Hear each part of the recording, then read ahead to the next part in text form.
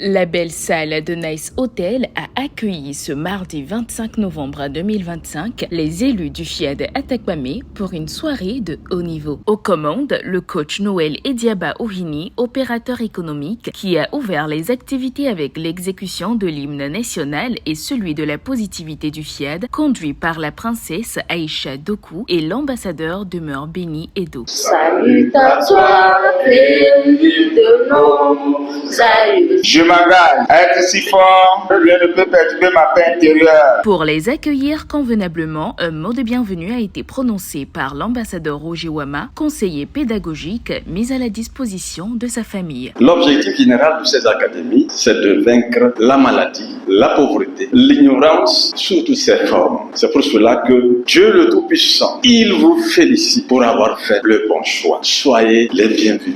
Les orateurs vont nous apprendre à vibrer à la fréquence de la santé, de la longévité, de la prospérité et de l'abondance. Disposons-nous de corps et d'esprit à suivre attentivement les différentes interventions et surtout à appliquer les enseignements pour gagner et tout gagner. Place à la série des exhortations. La première, titrée « L'histoire financière des vrais riches », a été méticuleusement développée par le président FIAD Atakpamé, le coach Yao Michel Achemi. L'histoire des riches n'est pas une succession ou bien une suite de coups de chance. C'est une succession de logique, une succession de mécanismes, une succession de stratégies. Les richesses peuvent provenir de plusieurs sources. Et en cela, je peux citer l'exemple d'un riche en Afrique, Houphouët-Boigny, et ensuite Henri Konan-Bédié. Vous savez, quand on était au 8e sommet mondial, il y avait eu un thème très important qui parlait de l'immersion dans la vie des riches. Ceux qui étaient à ce sommet mondial ont su et connu cet héritage-là de Houphouët-Boigny par la possession des terres,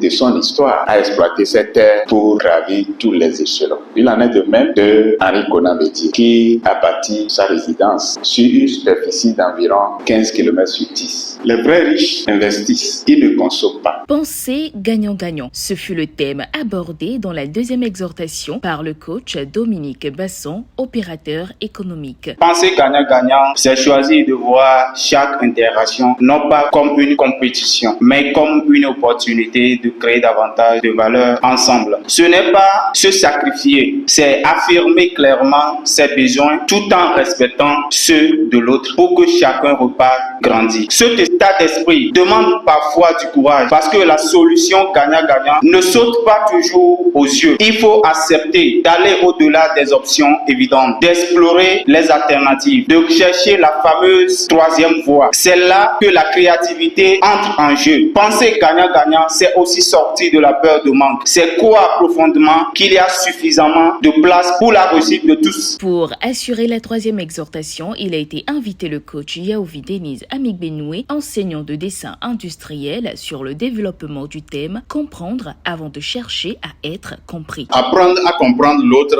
est un principe de la communication qui invite à écouter profondément l'autre, à saisir son point de vue et ses émotions avant de présenter ses propres arguments. Cette attitude crée la confiance, réduit les conflits et ouvre la voie à une compréhension mutuelle. Dans le foyer, par exemple, lorsque l'un rentre du travail fatigué, l'autre attend avec patience de partager sa journée. Si chacun veut parler en premier, la tension va monter. Mais si l'un dit « raconte-moi ce que tu as vécu aujourd'hui », il ouvre un espace de paix. Dans le foyer, comprendre, c'est écouter les émotions derrière les mots. C'est voir la fatigue, la joie, l'inquiétude de l'autre avant d'imposer son propre récit. C'est ainsi que l'amour grandit. Une pause détente a été marquée pour l'instant Showtime.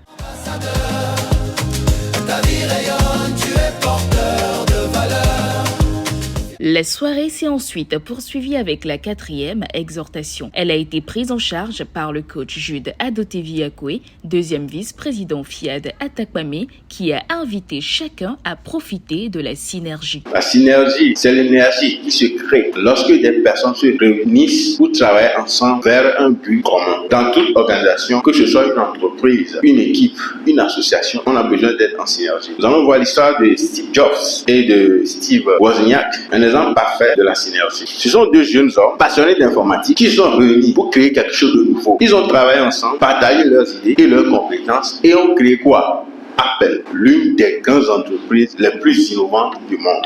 C'est un échange, c'est un partage, c'est une collaboration. Alors, je nous exhorte à créer une synergisation dans toute équipe pour que cette équipe puisse atteindre inévitablement ses objectifs. Le coach Komlamba Diogo, gestionnaire à la NSCT Atakpamé, quant à lui, a invité les participants à donner dans la rubrique d'appel à contribution. Celui qui rend grâce avec grand amour récolte en abondance. On ne peut pas rêver vivre grand et agir comme un petit.